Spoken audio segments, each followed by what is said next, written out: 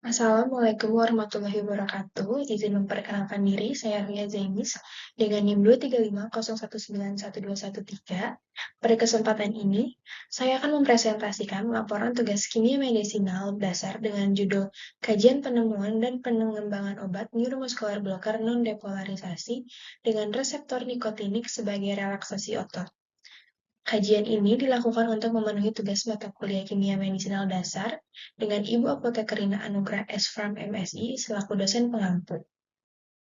Untuk bagian pertama pendahuluan ini dijelaskan bahwa blokade neuromuskular merupakan kondisi ketika transmisi sinyal dari saraf motorik ke otot rangka mengalami gangguan, sehingga menimbulkan relaksasi otot.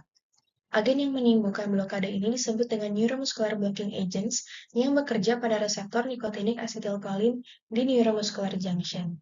Agen ini terbagi menjadi dua, yaitu depolarisasi, seperti suksidilkolin, yang meniru asetilkolin dan mempertahankan depolarisasi, serta golongan non-depolarisasi yang bekerja sebagai antagonis kompetitif terhadap asetilkolin pada reseptor dan mencegah transmisi neuromuskular.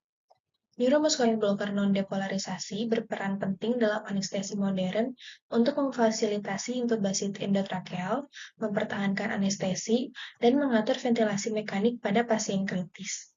Obat ini bekerja sebagai antagonis kompetitif terhadap asetilkolin tanpa menimbulkan depolarisasi, sehingga menghasilkan relaksasi otot yang terkontrol.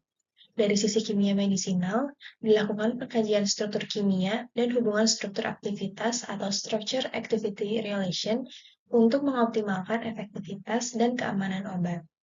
Laporan ini merumuskan 3 masalah utama terkait proses penemuan, alasan pemilihan reseptor nikotinik sebagai target, serta pengaruh hubungan struktur aktivitas terhadap aktivitas dan profil klinis, dengan tujuan menjelaskan penemuan, mekanisme, hubungan struktur aktivitas, dan pengembangan neuromuscular blocker non-depolarisasi. Selanjutnya ada neuromuscular junction dan reseptor nikotinik. Neuromuscular junction adalah sinaps khusus yang menghubungkan neuron motorik dengan otot rangka, yang terdiri dari ujung saraf motorik, celah sinaptik, dan membran postsinaptik yang mengandung reseptor nikotinik asetilkolin.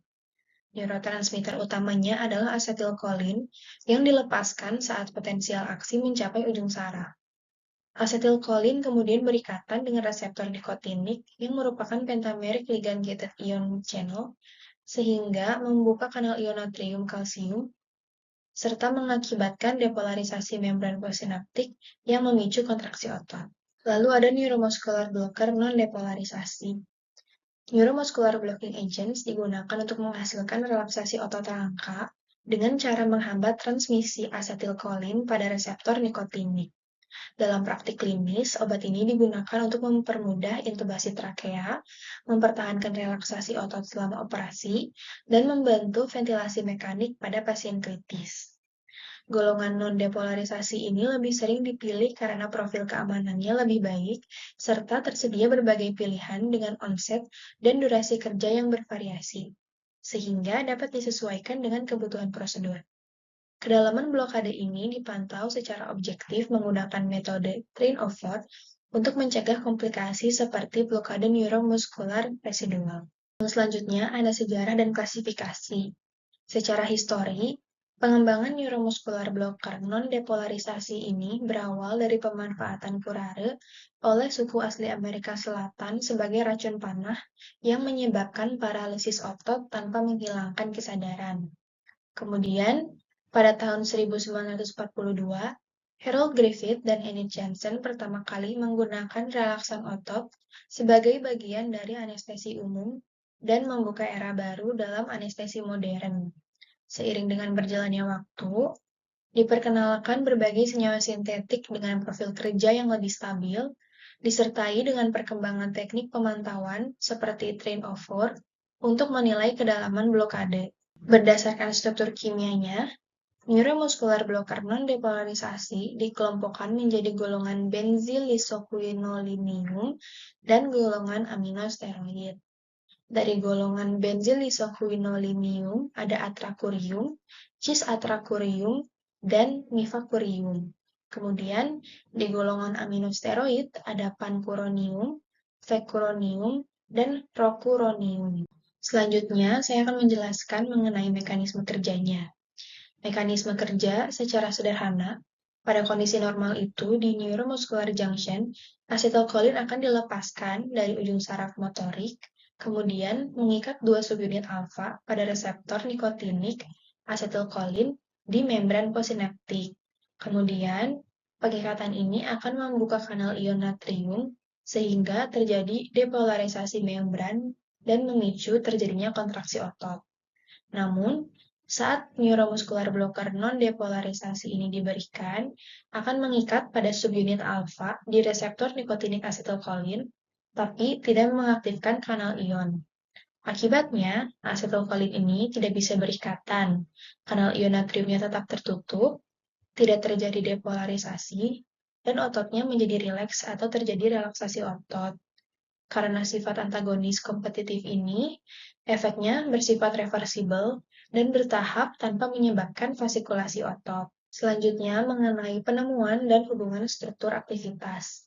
Secara kimia medisinal, pengembangan neuromuscular blocker non-depolarisasi ini berawal dari dextrotubocurarin yang diisolasi dari tanaman Chondrodendron tomentosum yang memiliki senyawa alkaloid sebagai lead compound.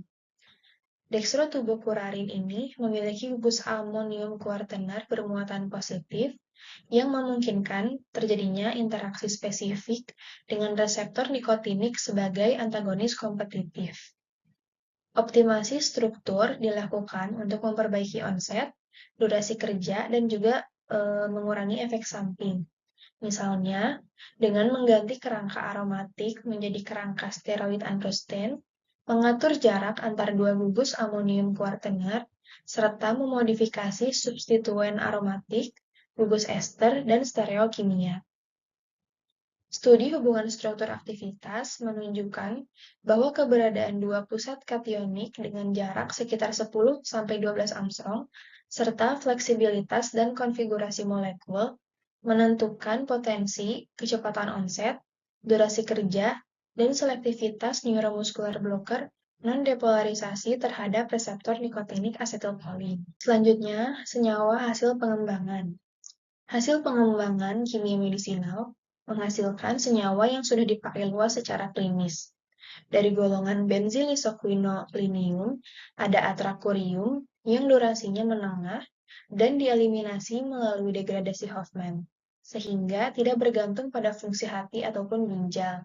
Selanjutnya, ada cis atracurium sebagai stereoisomer spesifik dari atracurium yang memiliki potensi lebih kuat dan pelepasan histaminnya lebih minimal atau hampir tidak melepaskan.